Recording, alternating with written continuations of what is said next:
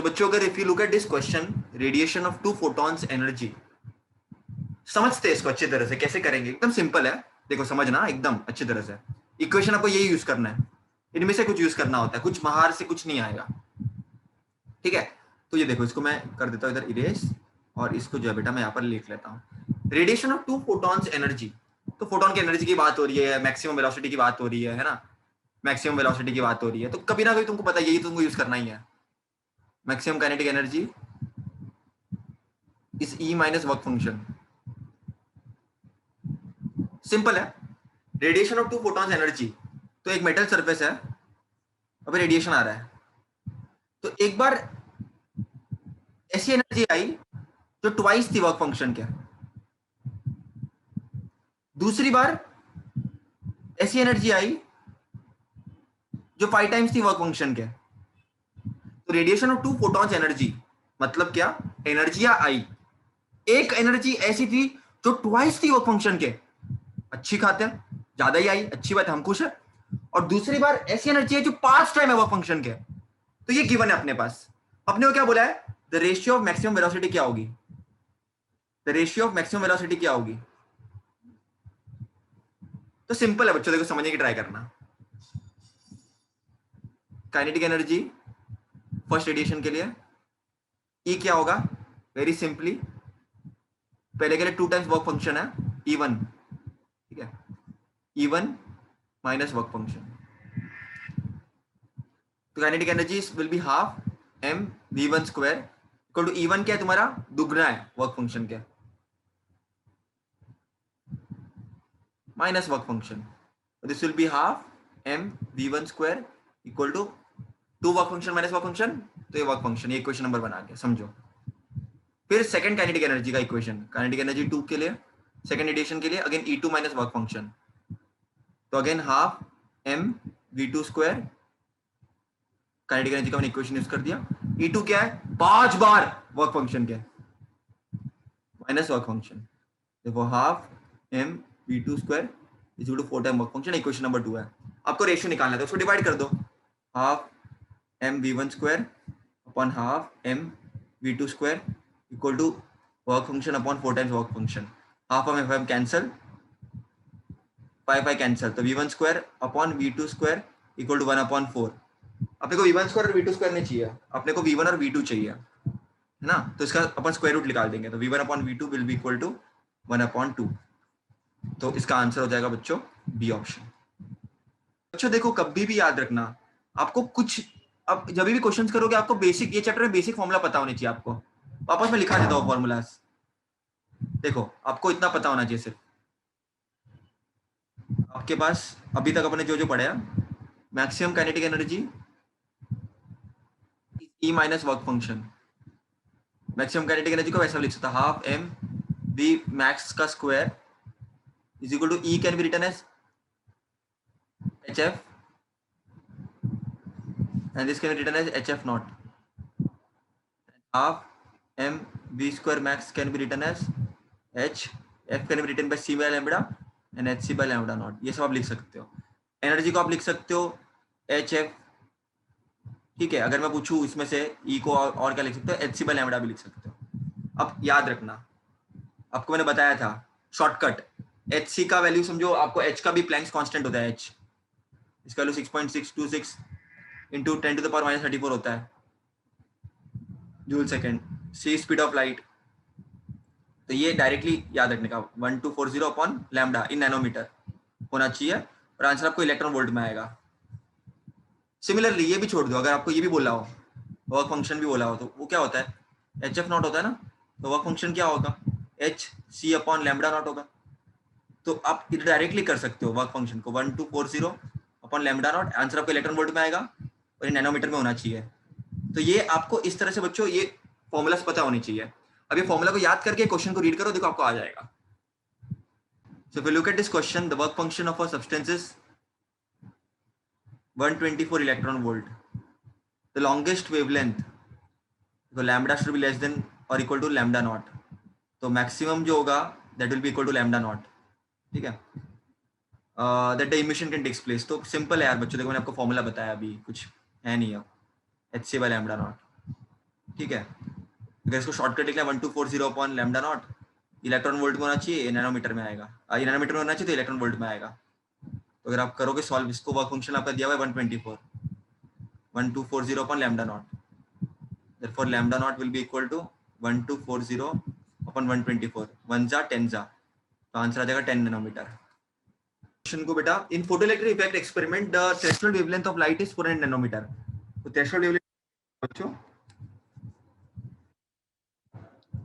look at the threshold.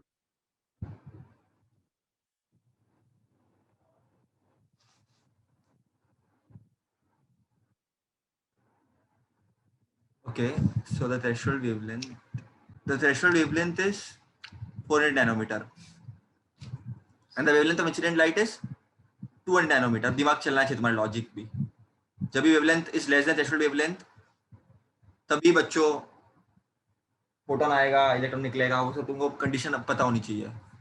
बोला क्या था, maximum kinetic energy emitted polar electron क्या होंगे, तो maximum kinetic energy is E minus work function, E is H C by lambda, this is H C by lambda not.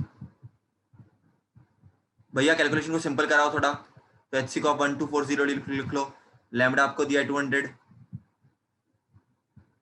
And H see again 1240, आपको lambda दिया 400। क्या कर दो, simply balance कर दो इसको, इंटू टू कर दो, तो ये हो जाएगा 2 इंटू 2 से करोगे ना 0842 अपॉन 400 माइनस 1240 अपॉन 400, तो ये हो जाएगा 1240 upon 400 maximum kinetic energy. Zero cut, तो 124 अपॉन 40, 20 जा 62 जा, 10 जा 31 जा, 3.1 इलेक्ट्रॉन वोल्ट आना चाहिए बच्चों। अगर तुम देखोगे एक्चुअल में, if the energy of the photon is 10 electron volt, energy दी है तुमको 10 इलेक्ट्रॉन वोल्ट, देन उसका मोमेंटम क्या होगा। देखो एनर्जी क्या होती है बेटा, simply H F is also equal to H C by lambda. तो मोमेंटम अगर तुमको याद हो, it is nothing but H by lambda, momentum is nothing but H by lambda. तो आप इसको पीसी भी लिख सकते हो, तो एनर्जी तुमको दी है 10 इलेक्ट्रॉन वोल्ट, ये तुमको पता नहीं है, speed of light is 3 × 10⁸ metre per second, तो ये सबसे भी आप कर सकते हो बेटा,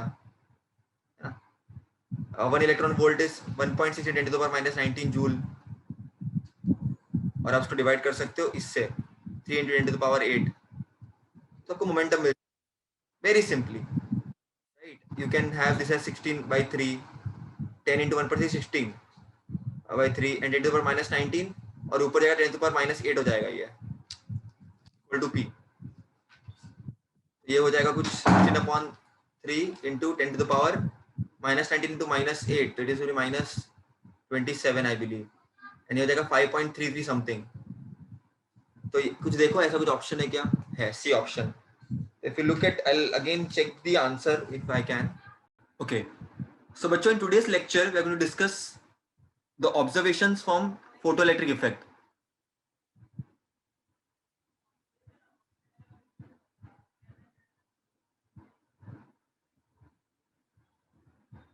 कुछ तो ऑब्जर्वेशन अपन ने किए थे बच्चों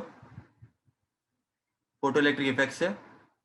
लास्ट लेक्चर में हमने उसका एक्सपेरिमेंट देखा और हमने टर्म्स देखे, सैचुरेशन करंट क्या होता है, स्टॉपिंग पोटेंशियल क्या होता है। तो अब हम देखेंगे बच्चों कि क्या ऑब्जर्वेशन थी हमारी, ये सब देखने के बाद। बहुत इंटरेस्टिंग है, बहुत सिंपल है, बहुत एकदम ही इजी टॉपिक है, just pay attention, very easy it is. The very first thing that we see is also the very important concept. देखो कैसा होता है ना बच्चों, एकदम सिंपल होता है। तुमने जो जो एक्सपेरिमेंट अब तक देखे हैं उसी के बेसिस पे तुम लोगों को कुछ पॉइंट्स लिखना है, there's nothing difference over here. The very first thing is a very simple point जो आपको ऑलरेडी पता है कि बाबा जो इनकमिंग रेडिएशन है, समझो मेटल सरफेस है, अब इलेक्ट्रॉन है, इनकमिंग रेडिएशन आ रहा है, लेट्स से फोटोन आ रहा है, ये हिट कर रहा है मेटल सरफेस को, तो इलेक्ट्रॉन बाहर निकलेंगे। The first point is there should be no time lag. Rather, basic से स्टार्ट करते हैं. When the incoming radiation is coming, it will come with some frequency.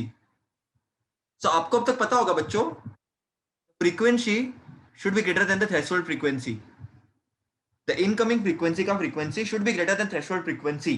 तब भी photo electrons may be emitted. मैंने आपको पढ़ाया है, तभी भी जरूरी नहीं कि निकले, लेकिन हाँ चांसेस बढ़ जाएंगे कि इट मे बी इमिटेड. तो ये तो आपको ऑलरेडी पता होगा. And the incoming wavelength should be less then the threshold wavelength. ये कंडीशन तुमको ऑलरेडी पता होगी. ये पहला ऑब्जर्वेशन हमने देखा. सेकेंड ऑब्जर्वेशन हमने ये देखा, बहुत इंपॉर्टेंट है. There was no time lag between the incidence of light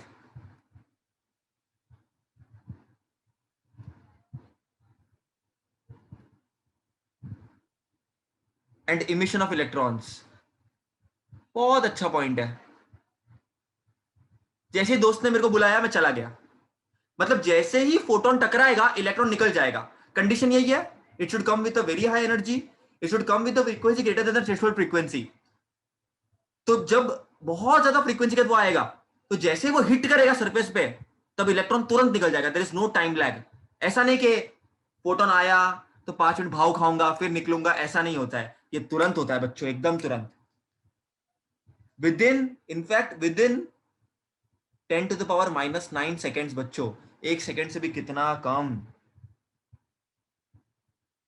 very interesting.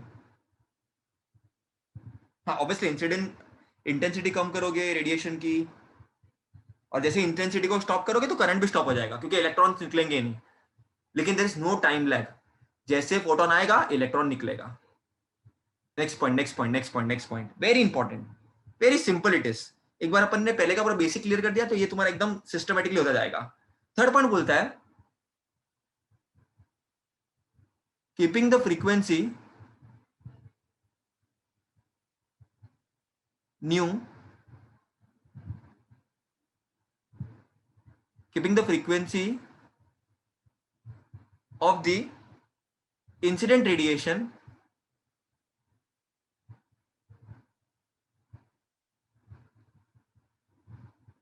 and accelerating potential V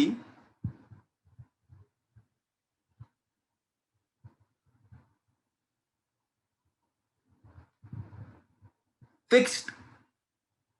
अगर तुमने फ्रीक्वेंसी और जो पोटेंशियल तुम दे रहे हो, जो पोटेंशियल के चीज इलेक्ट्रॉन निकलेगा कैथोड से एनोड की तरफ, अगर वो फ्रीक्वेंसी को तुम सेम रख रहे हो, इंसिडेंट रेडिएशन को तुम सेम, मतलब तुम फ्रीक्वेंसी को सेम रख रहे हो और एक्सेलरेटिंग पोटेंशियल को फिक्स कर रहे हो, उस केस में if the intensity was increased,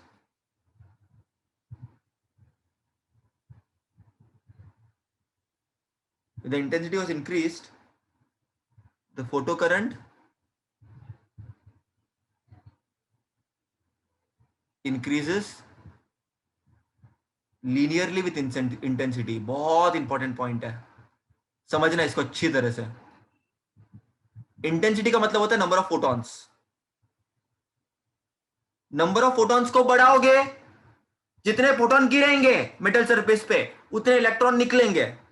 तो number of photons will increase. Intensity को इंक्रीज कर रहे हो तो नंबर ऑफ फोटॉन्स को इंक्रीज कर रहे हो, मतलब number of photo electrons will increase, मतलब करंट विल इंक्रीज. मतलब अगर अगर अगर अगर अगर अगर मैं ग्राफ प्लॉट करूं, अगर मैं प्लॉट करूं ग्राफ, वाई एक्सिस पे फोटो करंट और एक्स एक्सिस पे intensity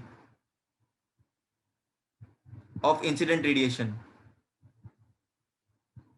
it is a straight line graph.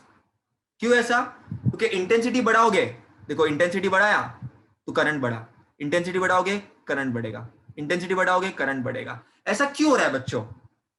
क्यों हो रहा है ऐसा? बिकॉज इंटेंसिटी को इंक्रीज किया मतलब नंबर ऑफ फोटॉन्स को इंक्रीज किया, मतलब उतने ज्यादा इलेक्ट्रॉन्स बाहर निकलेंगे, मतलब ज्यादा करंट निकलेगा. तो चलो let us look at the next point, the fourth point. देखो बेटा, देखो एक सिंपल सा मैं तुमको ग्राफ बताता हूँ, बहुत सिंपल सा, फिर इसको देखेंगे क्या होता है वो। समझो बच्चों, मैं वाई एक्सिस पे लेता हूँ फोटो करंट,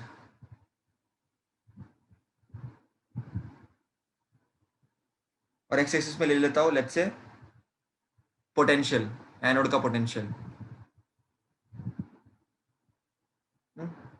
अब देखो याद करना बेटा, एकदम सिंपल था।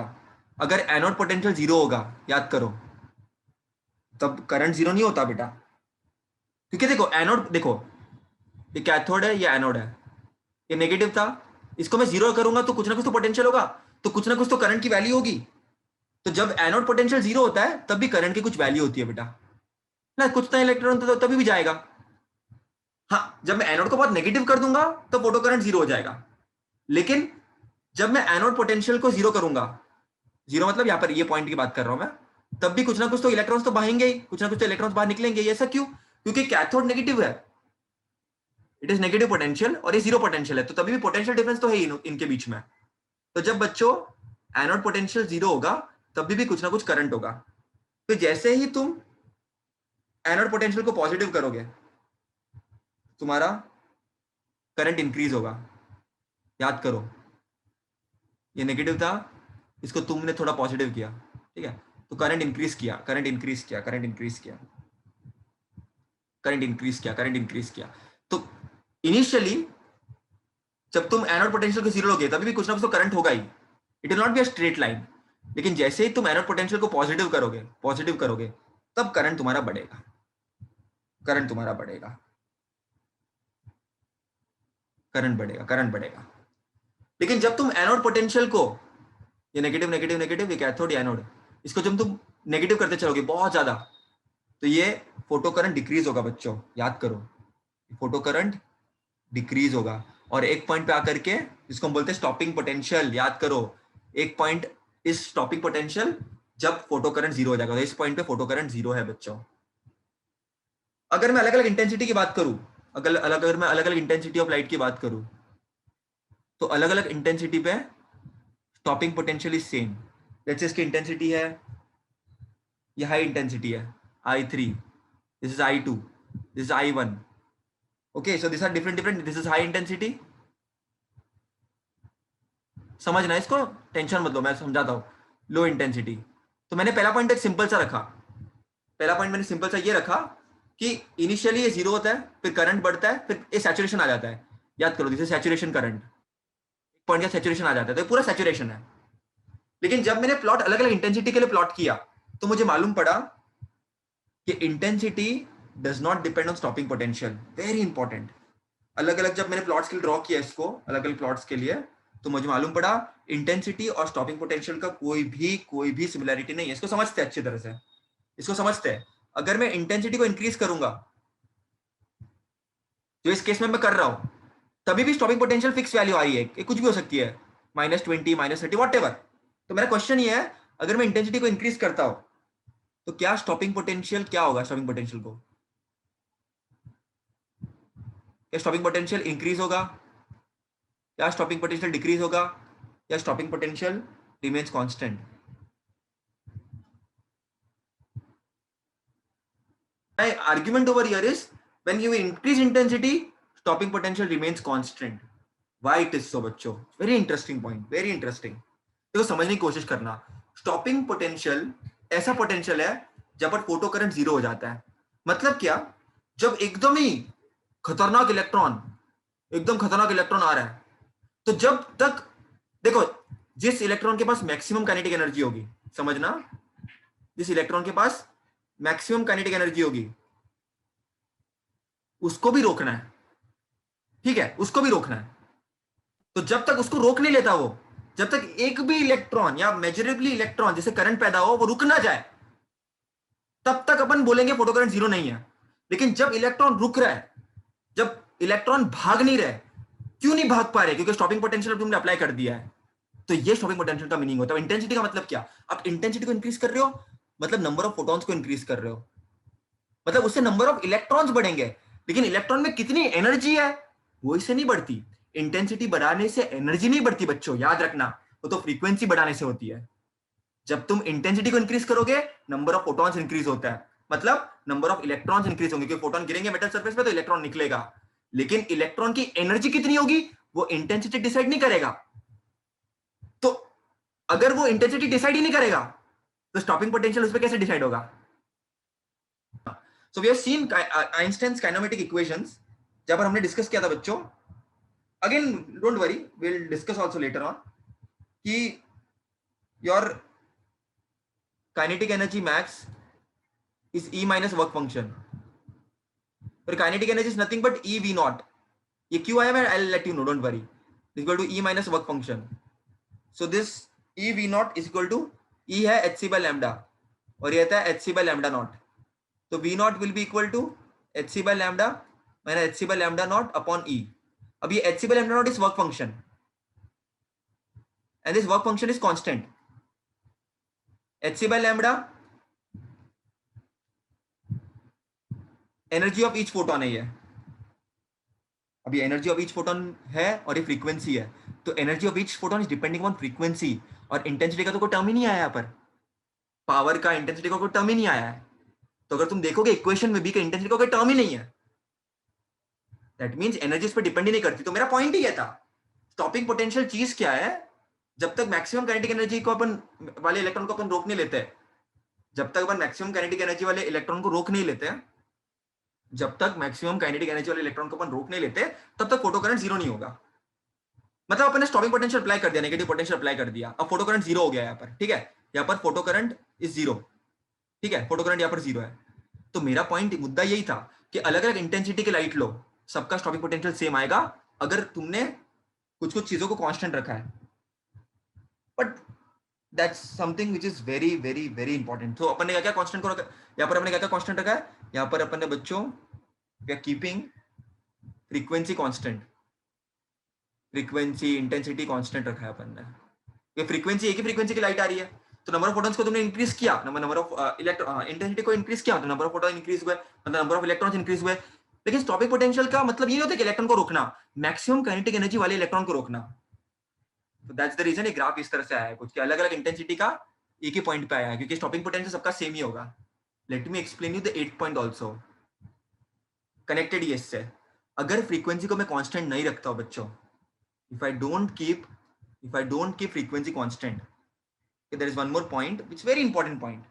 अगर मैं ग्राफ देखूंगा एक और, there is one more graph, very important graph, इसी से कनेक्टेड है, बहुत इंटरेस्टिंग है। अगेन फोटो करंट लिया मैंने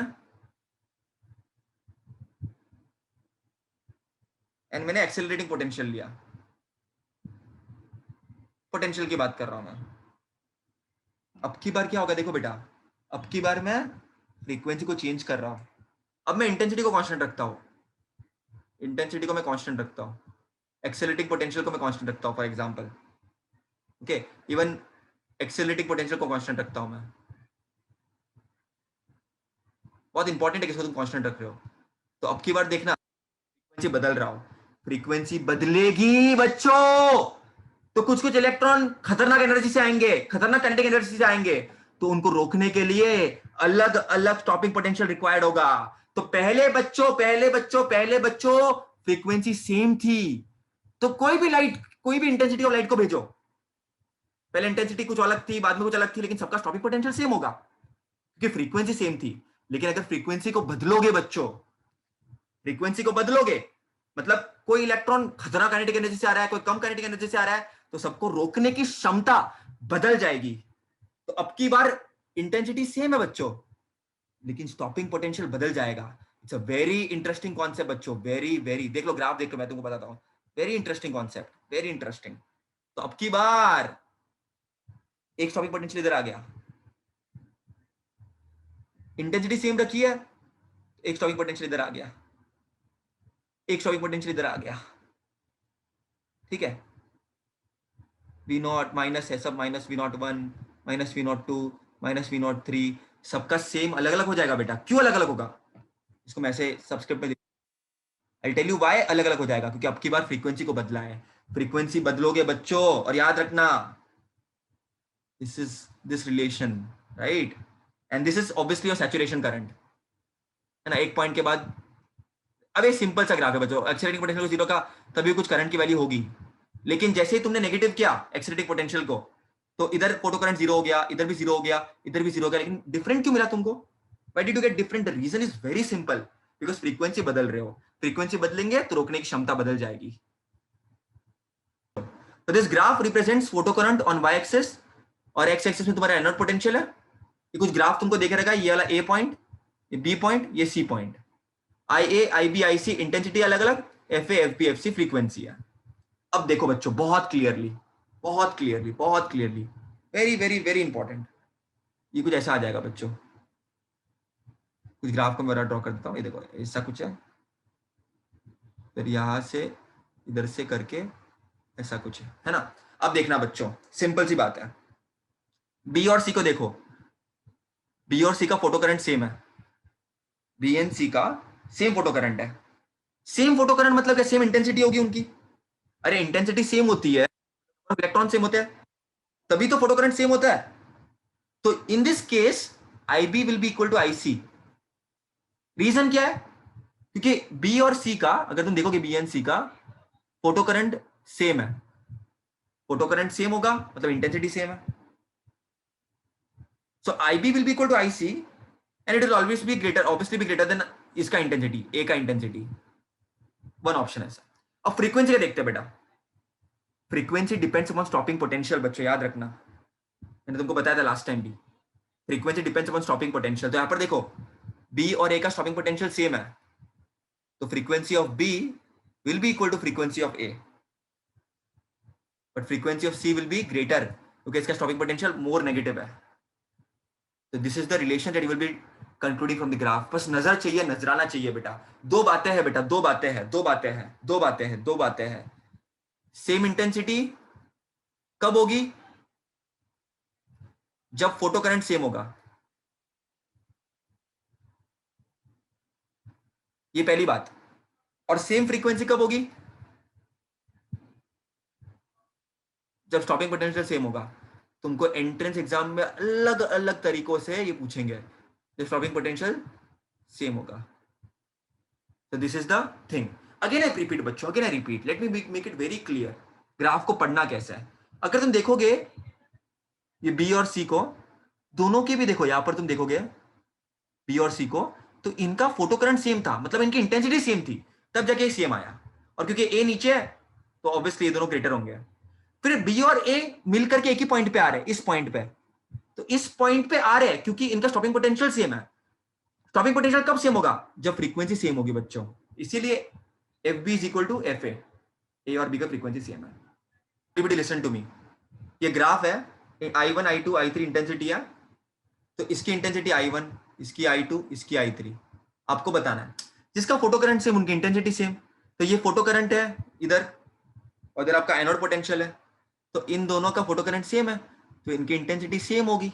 अगर मैंने पूछा होता कि फ्रीक्वेंसी किसकी सेम, इनका स्टॉपिंग पोटेंशियल सेम होगा, तो आप देखोगे अगर इसका स्टॉपिंग पोटेंशियल सेम है बेटा, इसका स्टॉपिंग पोटेंशियल सेम है, तो I2, तो F2 is equal to F3, क्योंकि इनका स्टॉपिंग पोटेंशियल सेम है, इनका स्टॉपिंग पोटेंशियल सेम है, right. F2 equal to F3, इसका स्टॉपिंग पोटेंशियल सेम है, तभी इसकी फ्रीक्वेंसी सेम आ गई। That's the idea. So in today's lecture we are going to discuss observations only. But last lecture में हमने देखा था कुछ observations के बारे में कि for a photoelectric emission or the photoelectrons to get emitted, the frequency of the incoming radiation should be greater than threshold frequency and the wavelength should be less than the threshold wavelength. The second point was there was no time lag. जैसे ही photon आएगा वैसे electron निकलेगा, okay. जैसे एक ball आया, दूसरे ball को टकराया, दूसरा बॉल डायरेक्ट फास्ट निकलेगा, रुकेगा नहीं, there is no time lag. जैसे फोटोन आएगा वैसे इलेक्ट्रॉन निकलेगा, है ना। उसको अपने डिटेल में डिस्कस किया था कल। फिर अपन ये भी डिस्कस किया था कि इंटेंसिटी को इंक्रीज करोगे मतलब नंबर ऑफ फोटॉन्स इंक्रीज होगा, मतलब फोटो इलेक्ट्रॉन्स इंक्रीज होंगे मतलब करंट इंक्रीज होगा। तो इंटेंसिटी और फोटो करंट का डायरेक्ट रिलेशन था, it was a straight line, directly proportional. उसके बाद हमने डिस्कस किया था बच्चों कि intensity does not depend on the stopping potential, इसीलिए अलग अलग इंटेंसिटी पे सबका स्टॉपिंग पोटेंशियल सेम है if you keep the frequency constant. But if you change the frequency बच्चों, okay, If we change the frequency, then अलग-अलग frequency के लिए we'll get अलग-अलग stopping potential. And we saw this graph where we did a very good question, in fact, which was related to this particular part. Last lecture was very important. And yeah, so we did some of the questions yesterday also. So बच्चों, तो observation अपने देखे थे और अपने बार बार equation के बारे में डिस्कस किया बार बार, तो थोड़ा सा उसके बारे में डिटेल में डिस्कस करते हैं, सो एग्जाम में क्वेश्चन आया तुमको पता होना चाहिए। आइंस्टाइन्स फोटो इलेक्ट्रिक इक्वेशन, इस चैप्टर में बच्चों न्यूमेरिकल घुमा फिरा के इसी इक्वेशन पे बेस्ड है। और सबसे इंटरेस्टिंग बात क्या पता है, तुम लोगों ने इक्वेशन ऑलरेडी देख लिया है, पहले सॉल्व करते समय तुम लोगों ने इक्वेशन देख लिया है, so there is nothing new here, but yes घुमा फिरा के बार बार इसी चीज से पूरा का पूरा तुम्हारा आगे का चैप्टर बेस्ड है, या पहले का भी पूरा। So very important equation, Einstein's photo electric equation, very very famous equation. अपन लास्ट टाइम डिस्कस किया था कि maximum kinetic energy is nothing but E minus work function. This is energy of incoming radiation, this is work function, and this is maximum kinetic energy. अब maximum kinetic energy को अब ऐसे भी लिख सकते हो, देखो इसको आप ऐसे भी लिख सकते हो, h nu minus h nu naught, h को कॉमन ले सकते हो, न्यू माइनस न्यू नॉट लिख सकते हो, है ना, या तो इसको ऐसा भी लिख सकते हो, equal to h nu can be written by c by lambda minus nu nought को आप लिख सकते हो c by lambda नॉट। तो different different ways of writing. अब और भी क्या चेंजेस कर सकते हो आप, काइनेटिक एनर्जी को वैसे भी लिख सकते हो हाफ mv स्क्वायर। क्वेश्चन में कभी आपको वेलोसिटी के बारे में रिलेशन दिया है तो you can use this one also, h nu minus h nu not. अगर काइनेटिक एनर्जी को आप समझ सकते हो, मैंने लास्ट टाइम आपको बताया था कि बाबा इफ यू कैन रिमेंबर, या तो मैं तुमको वापस बताता हूँ, चलो मैंने शायद ऑफ कर दिया होगा। हाँ, this can also be written as ev nought, it can also be written as ev naught is equal to h nu minus h nu naught. This is nothing but stopping potential, stopping voltage जो पढ़ा था। तो all these things, all these relationships we have already seen, and they are very very very important, extremely important. Okay, so if you remember stopping potential, जो minimum जो potential required होता है, चलो इसको मैं तुम लोगों को वापस एक्सप्लेन कर देता हूँ एक बार, so that तुम्हारा पूरा कॉन्सेप्ट क्लियर हो जाए। एक प्लेट है, ये पॉजिटिव प्लेट है, ये नेगेटिव है, ठीक है। तो ये तो समझो फोटोन आया, उसके जैसे इलेक्ट्रॉन निकला एक, वो इलेक्ट्रॉन एकदम फास्टेस्ट इलेक्ट्रॉन है, तो इस इलेक्ट्रॉन की कुछ मैक्सिमम काइनेटिक एनर्जी होगी, लेकिन वो इलेक्ट्रॉन एक पर्टिकुलर पॉइंट पे आकर के रुक जाएगा, तो उसकी काइनेटिक एनर्जी वहां पर जीरो हो जाएगी बच्चों। और वो क्यों होगी? अरे भाई काइनेटिक एनर्जी कभी ना कभी तो रिड्यूस हो जाएगी उसकी, क्योंकि देखो वो इलेक्ट्रॉन आ रहा है आ रहा है आ रहा है आ रहा है, लेकिन सामने उसको नेगेटिव चार्ज दिख रहा है, तो वो क्या कर देगा, उस पर कुछ ना कुछ फोर्स लगेगा, and that force is nothing but electrostatic force. If you 11 में तुमको मैंने पढ़ाया था इलेक्ट्रोस्टैटिक फोर्स। तो जो भी काइनेटिक एनर्जी होती है उससे अंदर होती है, भरी पड़ी होती है, वो सब वेस्ट हो जाती है। किस फॉर्म में वेस्ट हो जाती है? In the form of electrostatic force, obviously बच्चों, क्योंकि देखो मैंने तुमको ऑलरेडी बताया था, एक पॉइंट ऐसा आएगा जहां पर उसका वोल्टेज या उसका जो तुम बोल सकते हो ना फोटो करंट, वो जीरो हो जाएगा। It will no longer be able to move in the circuit, so it won't show any current. और ऐसा क्यों हुआ बच्चों? Again I am repeating, it happened because that kinetic energy is used in doing work against electrostatic force। और last तुम लोग ने equation देखा होगा Q delta V, very famous equation Q delta V। इसको तुम ऐसे भी लिख सकते हो, Q को तुम E भी लिख सकते हो, इसको V नॉट भी लिख सकते हो। E is nothing but charge, electric charge, so this kinetic energy maximum is nothing but E V not. so this is a very important concept। ऐसा क्यों हुआ बच्चों? उसके पास कुछ काइनेटिक एनर्जी थी, लेकिन वो रुक गया। क्यों रुक गया? क्योंकि उसको कोई फोर्स लगाया पीछे की तरफ जो उसको रोक रहा है कि भाई तू आगे मत आ, और वो फोर्स इलेक्ट्रोस्टैटिक फोर्स है। Very very very important, very important. This is nothing but stopping potential, that E का value is nothing but 1.6 into 10 to the power minus 19 coulomb, है ना, चार्ज ऑन इलेक्ट्रॉन। तो इसीलिए मैंने काइनेटिक एनर्जी मैक्स के बदले EV not लिख सकता हूं मैं। तो this is nothing but all the possible equations for Einstein's photoelectric, they are all Einstein's photoelectric equation. Exam में तुमको उसको एक्सप्लेन करने बोलेंगे, यू कैन डू। डिस्कस ठीक है, अपन ने फोटो इलेक्ट्रिक इफेक्ट से क्या ऑब्जर्वेशन आया वो तो अपन ने देख लिया, लेकिन आइंस्टाइन भाई साहब ने क्या ऑब्जर्वेशन की है, तो it's very similar, but let us try to write it down. Let us try to pen it down. The explanation using Einstein's postulates of quantization of energy give different results. Okay, he told different things जो already अपने को पता है, but लिख लेते हैं एक बार, so that अपने को टेक्स्ट बुक का भी कवर हो जाए पूरा, और अपने को क्लियर पड़ जाए कि एग्जाम अगर पूछ लिया तो क्या लिखना है अपने को. So the explanation using Einstein postulate of quantization of energy, जो अपने इक्वेशंस देखे for the observation mentioned, तो ये जो ऑब्जर्वेशन थे ये सब थे, उसी से इक्वेशंस बने बेटा, याद रखना. पहले हमेशा ऑब्जर्वेशन होता है, एक्सपेरिमेंट्स होते हैं, उससे इक्वेशंस बनते हैं. तो पहला तो एकदम क्लियर था, जब कोई फोटोन आता है वो कोलाइड करता है, okay, it comes with energy, it comes with certain energy, let's say h nu, okay, it will collide. अब वो इलेक्ट्रॉन एनर्जी गेन करता है, अब वो फोटोन इट डजंट एग्जिस्ट, अब वो फोटोन एग्जिस्ट नहीं करेगा क्योंकि अब वो उसकी एनर्जी पूरी दे चुका है. तो अगर वो एनर्जी वर्क फंक्शन से ग्रेटर हुई, तो देयर इज अ पॉसिबिलिटी कि इलेक्ट्रॉन माइट गेट एमिटेड, तो इलेक्ट्रॉन माइट गेट एमिटेड. ठीक है, तो आइंस्टाइन ने ये चीज क्लियरली बताई. और कब होगा वो, जब फ्रीक्वेंसी इनकमिंग रेडिएशन की will be greater then threshold frequency. ये भी आइंस्टाइन ने बोला था, और अगर ऑब्वियसली आइंस्टाइन ने भी बोला था कि अगर उससे कम होगी तो नहीं होगा, मतलब ये तो कॉमन सेंस है.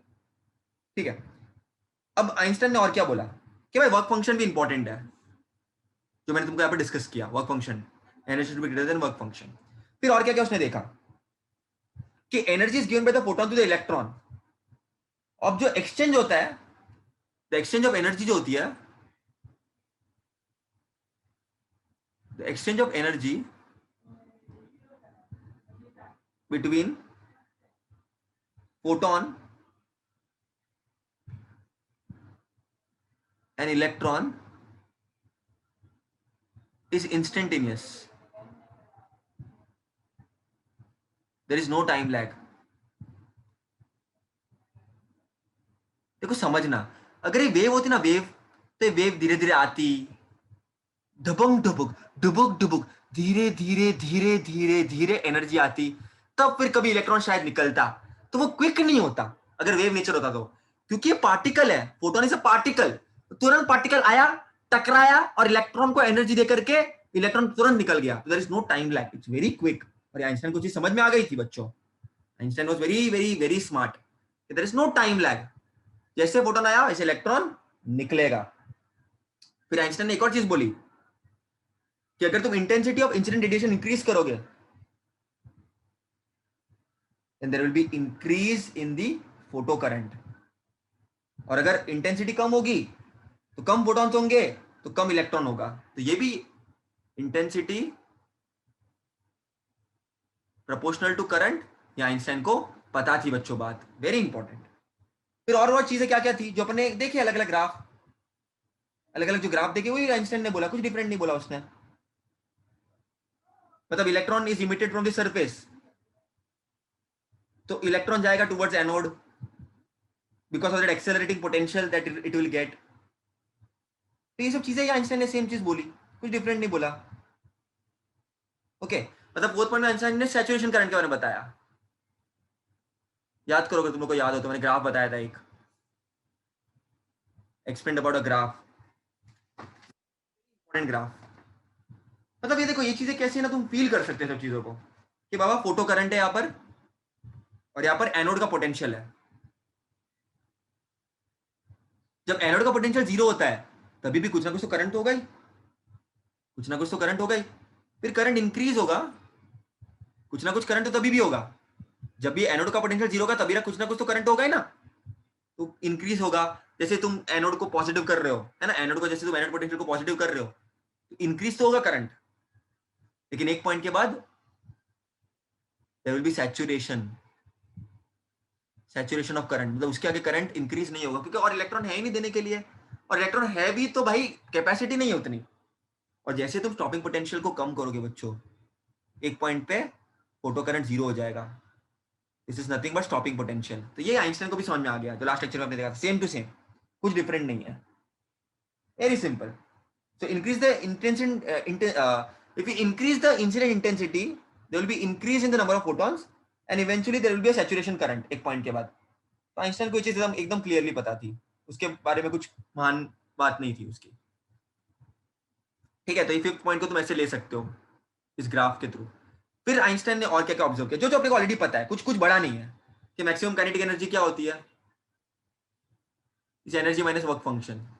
तो आइंस्टाइन को ये चीज भी पता थी कि भाई जो एनर्जी आ रही है वो अलग अलग तरीके से खर्चा होगी, कुछ पार्ट वर्क फंक्शन में खर्चा होगी, कुछ पार्ट काइनेटिक एनर्जी में खर्चा होगी, है ना। तो अलग अलग इक्वेशन यहाँ पर अपन लिख सकते हैं। यदि kinetic energy depends upon frequency जो है क्या है, it is independent of intensity of incident radiation. याद रखना बच्चों, it is independent of intensity of incident radiation. Okay, मतलब जो इंटेंसिटी है, मतलब नंबर ऑफ फोटॉन्स है, उस पर काइनेटिक एनर्जी डिपेंड करेगा, तो फ्रीक्वेंसी पे डिपेंड करेगा, कितनी भाई जोर से कितनी फ्रीक्वेंसी से रेडिएशन आ रहा है, तो उतना उसको काइनेटिक एनर्जी मिलेगा, है ना। तो ये सब बातें थी बच्चों। And again next all points are similar to what we studied already. जो इलेक्ट्रॉन इमिटेड हो रहा है उन सबकी डिफरेंट डिफरेंट काइनेटिक एनर्जी होगी। ऑब्वियसली बच्चों हर एक इलेक्ट्रॉन थोड़ी ना सेम अमाउंट ऑफ एनर्जी लेगा।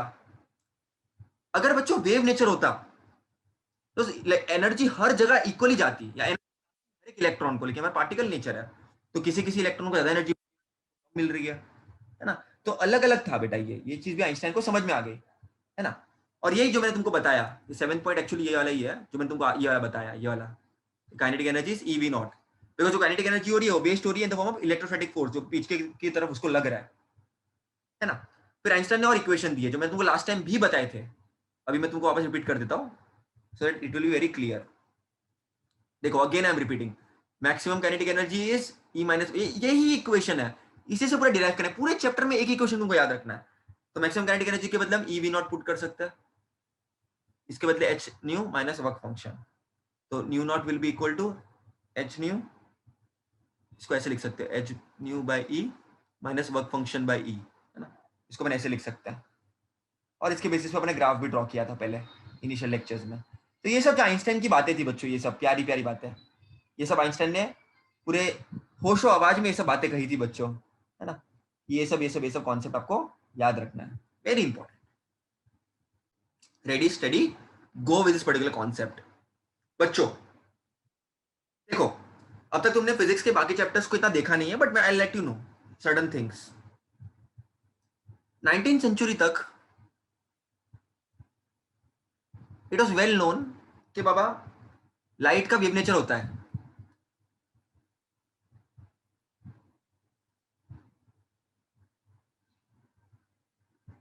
तुमको तुमको इसी साल फिजिक्स में हाइगन का प्रिंसिपल है, यंग्स डबल स्लिट एक्सपेरिमेंट है, जहां पर तुमको समझ में आ जाएगा कि लाइट वेव है। अगर लाइट को वेव मानोगे तभी तुम कुछ ना कुछ प्रॉपर्टीज प्रिडिक्ट कर सकते हो। अलग अलग चीज है जैसे इंटरफेरेंस, ये सब क्या है बताऊंगा, डोंट वरी।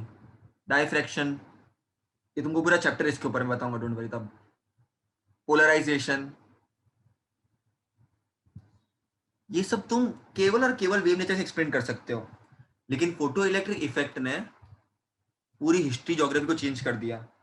उसने प्रूव कर दिया कि बाबा वेव नेचर तो है, ठीक है भाई मान लो, लेकिन पार्टिकल नेचर भी होता है लाइट को।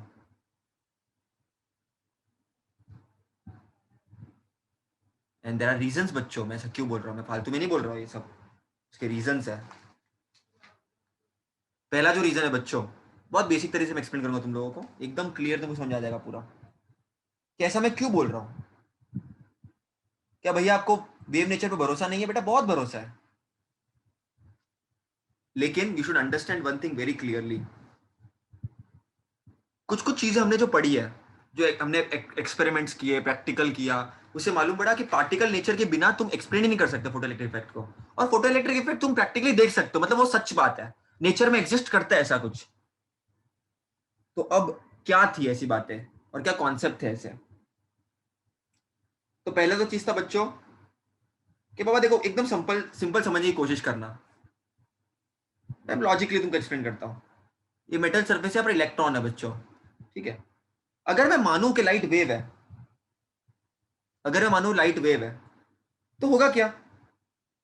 समझो इवन तुमने स्मॉल फ्रीक्वेंसी ली और बहुत ज्यादा लाइट ली, और तुम इंसिडेंट करा रहे हो मेटल सरफेस पे, तो धीरे धीरे क्या होना चाहिए, वो एनर्जी एब्जॉर्ब होनी चाहिए, एब्जॉर्ब होनी चाहिए, एब्जॉर्ब होनी चाहिए वो मेटल सरफेस पे, और इलेक्ट्रॉन बाहर निकलना चाहिए। लेकिन ऐसा नहीं हुआ बच्चों, ऐसा नहीं हुआ, ऐसा नहीं हुआ बच्चों। अगर वेव नेचर को हम मान के चलते, चलो हम मानते हैं लाइट वेव है, हम अब भूल जाते हैं पार्टिकल नेचर कुछ होता है, तो क्या होना चाहिए, वेव्स आनी चाहिए। और वेव्स कैसा होता है बेटा ना, वो जमा हो जाते हैं, वो एब्जॉर्ब हो जाती है, तो वो एब्जॉर्ब होगी बच्चों, तो metal surface will absorb the incident light continuously, metal surface will absorb incident light continuously.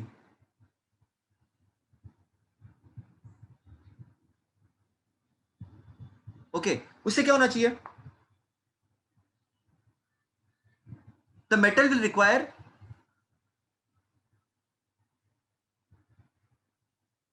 Reasonable time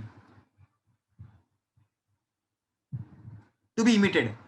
मतलब क्या, चलो मान लेता है लाइट को वो एब्जॉर्ब कर रहा है, एब्जॉर्ब फ्रीक्वेंसी लो फ्रीक्वेंसी पर, लो फ्रीक्वेंसी या कोई पर्टिकुलर फ्रीक्वेंसी आ रही है, वो जमा हो रही है, जमा हो रही है, जमा हो रही है, दुबुक दुबुक दुबुक दुबुक जमा हो रही है, और मेटल सर्फेस पे इंसिडेंट है। तो ऐसा होगा कि बाबा एक पॉइंट के बाद इलेक्ट्रॉन निकलना तो चाहिए, चलो मान लेते निकल भी गया, लेकिन घंटे लग सकते हैं उसके लिए, it can take hours electron को निकालने के लिए। हमने पढ़ा है, हमने आज ही पढ़ा, आज ही हमने डिस्कस किया कि बाबा देयर इज, जैसे फोटोन आएगा वैसे इलेक्ट्रॉन निकलेगा। अगर तुम वेव मान के चलोगे लाइट को, तो बहुत समय लगेगा इलेक्ट्रॉन को निकालने के लिए, क्योंकि धीरे धीरे धीरे धीरे फ्रीक्वेंसी की लाइट आएगी, एक जमा होगी, एब्जॉर्ब होगी, फिर जाकर के इलेक्ट्रॉन कभी निकलेगा। लेकिन ऐसा नहीं होता बेटा, but practical shows, but practical shows there is no time lag. मतलब तुम वेव इसको नहीं मान सकते बच्चों, नहीं मान सकते। अगर वेव मान के चलोगे, अगर वेव मान के चलोगे तो टाइम लगेगा इसको निकलने के लिए, बट प्रैक्टिकली देखा जाता है कि भाई 10⁻⁹ भाई, माइक्रो सेकंड, एक सेकंड से भी कितना कितना कितना कितना कितना कम, कितना कम। तो तुम जो सोच रहे हो वो गलत है भाई, गलत है। मतलब वेव तो है ही नहीं, वो वेव से तुम एक्सप्लेन ही नहीं कर सकते, क्योंकि प्रैक्टिकली हमको पता है भाई अभी कि there is no time lag, and wave को टाइम लगता है, द एनर्जी, क्योंकि वेव एनर्जी सबको डिस्ट्रीब्यूट करेगी, तो एनर्जी मिलेगा, इलेक्ट्रॉन निकलना चाहिए फटाफट, लेकिन नहीं निकलता बच्चों। This is one of the very very important, there are other also reasons, but this is very important. It's like simple, like for example समझो, अगर आप पार्टिकल नेचर को मानता हो, एक फोटोन आ रहा है और ये इलेक्ट्रॉन है, तो ये बॉल इसको टकरा रहा है, तो ये बॉल तुरंत निकलेगा, there will be no time lag. लेकिन अगर मैं वेव मानता हूं लाइट को, तो वो जमा होगी, यहां पर एब्जॉर्ब होगी, तो घंटे भी लग सकते हैं इलेक्ट्रॉन को निकलने के लिए। लेकिन हमने प्रैक्टिकली ऑब्जर्व किया ये वाला, प्रैक्टिकली हमने ये वाला ऑब्जर्व किया है, मतलब जो वेव हम मान रहे हैं वो सच्चाई नहीं है, क्योंकि टाइम इतना नहीं लगता बाबा, प्रैक्टिकली, प्रैक्टिकली इतना टाइम नहीं लगता, मतलब वो चीज है ही नहीं, मतलब लाइट तुम्हारा पार्टिकल है, ये इससे मालूम पड़ता है। One more reason is the existence of threshold frequency. समझना, कोई लाइट आ रही है लो फ्रीक्वेंसी की, तो जमा होगी, एब्जॉर्ब होगा, एनर्जी इलेक्ट्रॉन एब्जॉर्ब करेगा, और कभी ना कभी तो निकलना चाहिए ना वो, लेकिन ऐसा नहीं होता है। एक्सपेरिमेंट मालूम पड़ा है कि एक पर्टिकुलर फ्रीक्वेंसी पे ही लाइट निकलती है, तो वो भी एक रीजन हो सकता है बच्चों।